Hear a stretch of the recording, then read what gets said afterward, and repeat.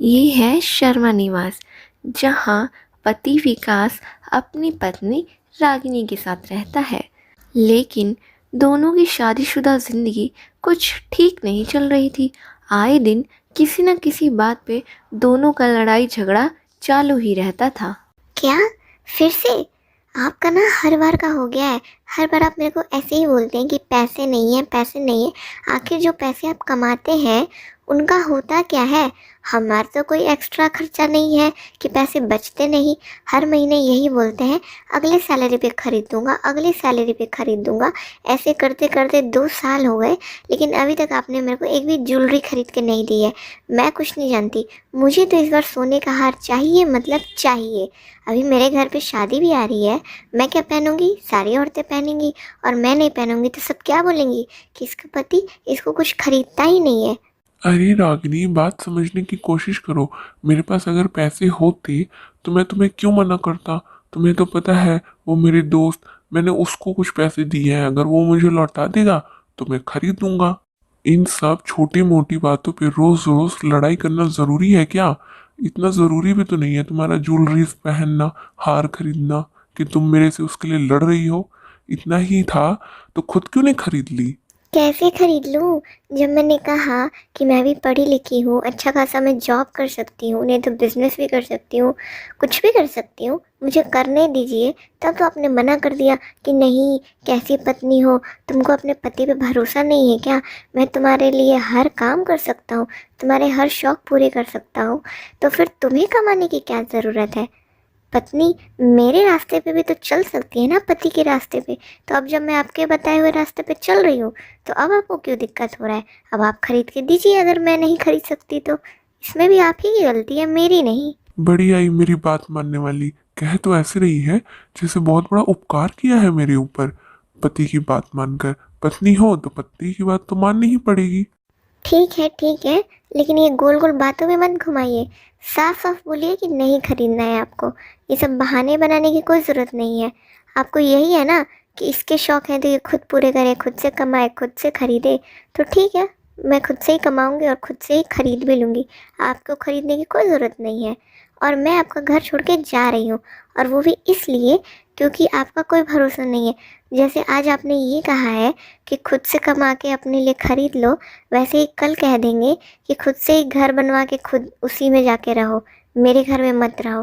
तो मैं ऐसा दिन ना आए, इसलिए आज ही आपका घर छोड़ कर जा रही हूँ। आप रहिए अपने घर में अकेले। जब आपके होते हुए भी सब काम मुझे अकेले ही करना पड़ेगा और खुद से ही करना पड़ेगा, तो आपकी क्या ज़रूरत। जा रही हूँ मैं। और गुस्से में रागिनी अपना ससुराल छोड़कर मायके चली जाती है। रागिनी के जाने से उसके पति को बहुत दिक्कत होने लगती है। खाने पीने में उसे रोज बाहर ही सुबह शाम खाना खाना पड़ता है।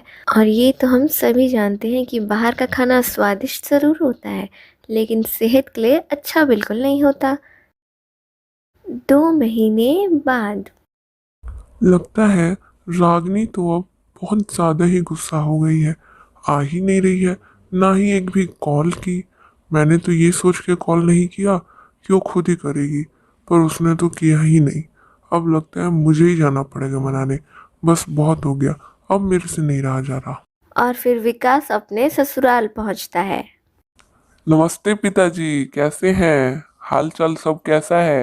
नमस्ते नमस्ते दामाद जी। और बताइए कैसे आना हुआ? सब ठीक है ना? अरे क्या बताऊं पिताजी, थोड़ा सा लड़ाई झगड़ा क्या हो गया। आपकी बेटी तो गुस्सा होकर घर छोड़कर ही चली गई, और तब से मैं वेट कर रहा था कि शायद अब आ जाएगी, उसका गुस्सा शांत होगा तो। पर नहीं, उसका गुस्सा तो खत्म ही नहीं हो रहा। देखते देखते 2 महीने हो गए, तो अब मैं ही आया हूँ आपकी बेटी को वापस घर ले जाने। बात करते हैं दामाद जी, 2 महीना 4 महीना को महीना से हो गया? आपको 2 महीना 4 महीना समझ नहीं आता है? जब वो आई थी तो उसको मार के आप लोग मुंह सुजा दिए थे। अरे कितना दिन गुजर गया, आ गए हम मुंह उठा के। आपकी बेटी को लेने आया हूँ। हमारी बेटी कहीं नहीं जाने वाली है, बुझाया? परिवार को कैसे रखना है आप लोग को अभी तक समझ नहीं आया। कब समझ आएगा? है अब बाद में सब लड़कियों को आप लोग दोषी ठहरा देते हैं। कान खोल के सुन लो, जैसे आए हो वैसा ही निकल लो। हमारी बेटी कहीं जाने वाली नहीं है। नहीं नहीं पिताजी, ये आप कैसी बातें कर रहे हैं? आप तो मुझे अच्छी तरह से जानते हैं।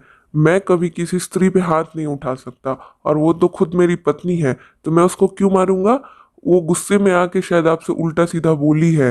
ये सब सच नहीं है, उसकी बातों पे विश्वास मत करिए। वो खुद ही नाराज होकर घर छोड़कर चली गई थी, और उसका फर्ज बनता है वापस आने का। वो तो नहीं आ रही है, तो मैं खुद आया हूँ उसको लेने, और अब मैं आ गया हूँ तो मैं रागनी को घर वापस लेकर ही जाऊंगा। इसलिए अच्छा यही है कि आप लोग उसे इज्जत प्रतिष्ठा से मेरे साथ विदा कर दीजिए। ठीक है, चलिए कोई बात नहीं है। आप आ गए हैं तो नाश्ता पानी कीजिए, मैं उसे बात करता हूँ।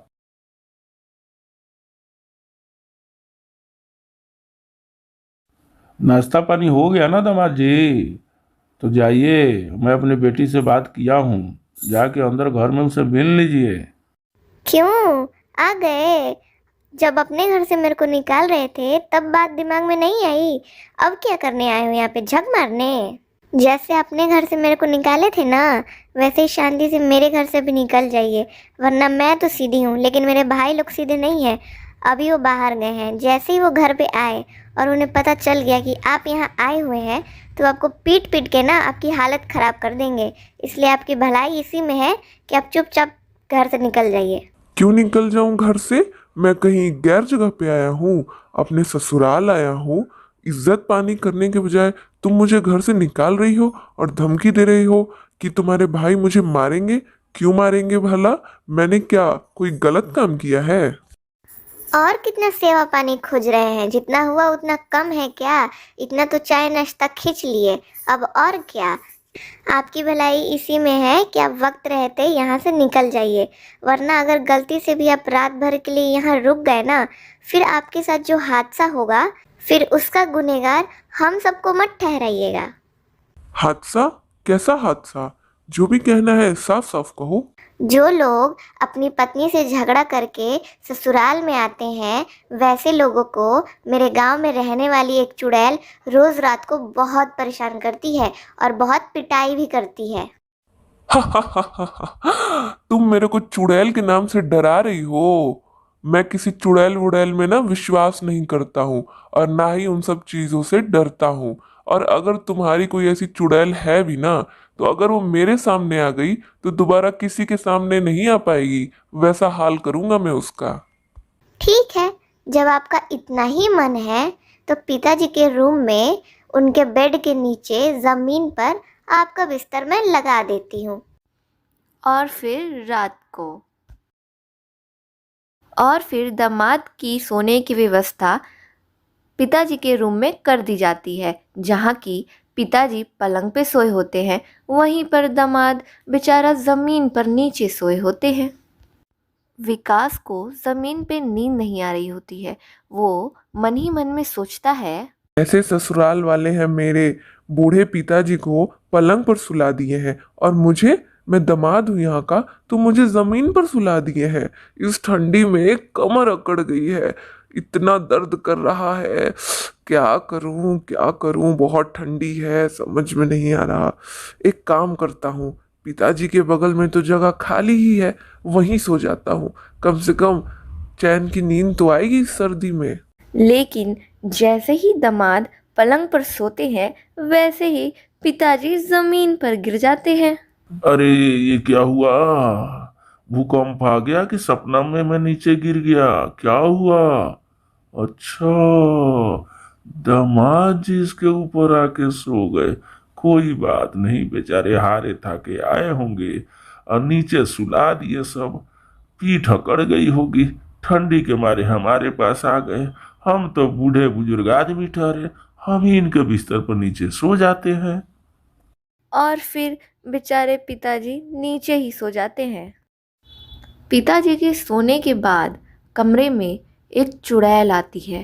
पहले तो वो चारों तरफ नज़र घुमाती है कि कोई है तो नहीं, और मन में बोलती है,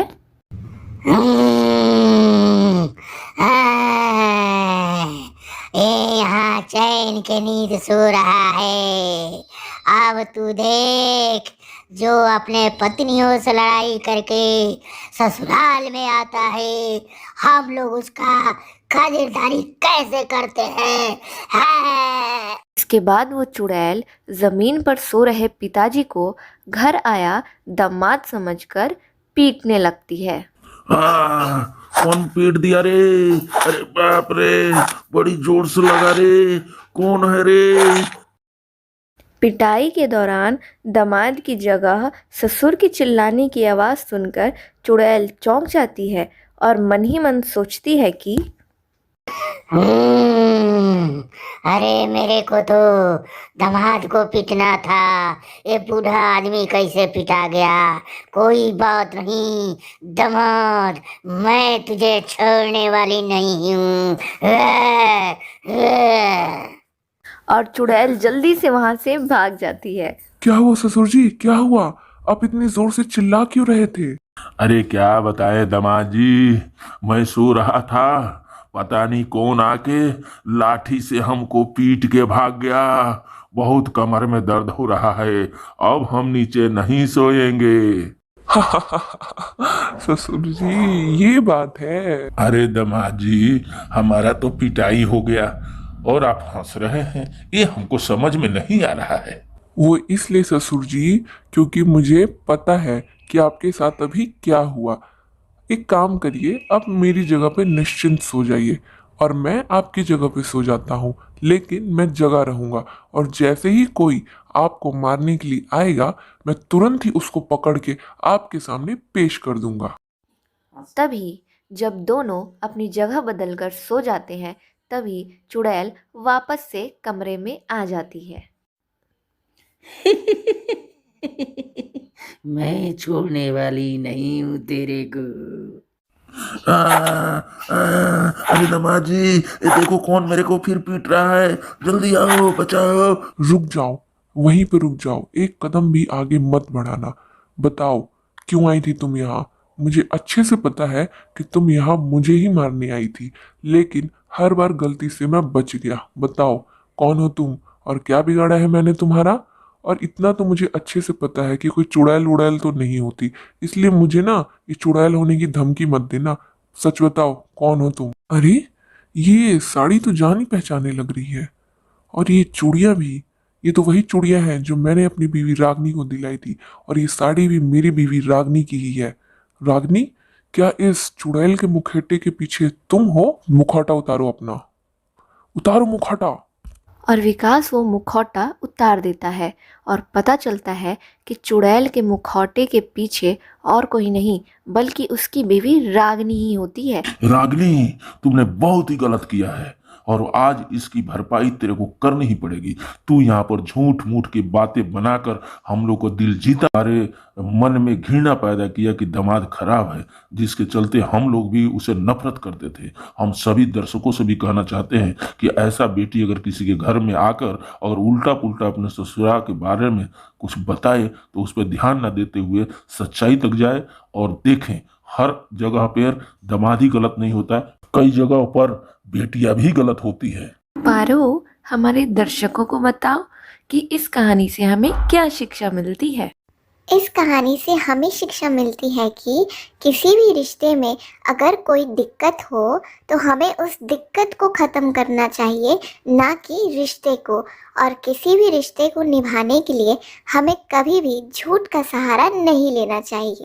ऐसी और भी कहानियों के लिए चैनल को सब्सक्राइब करें, लाइक और शेयर करना ना भूलें।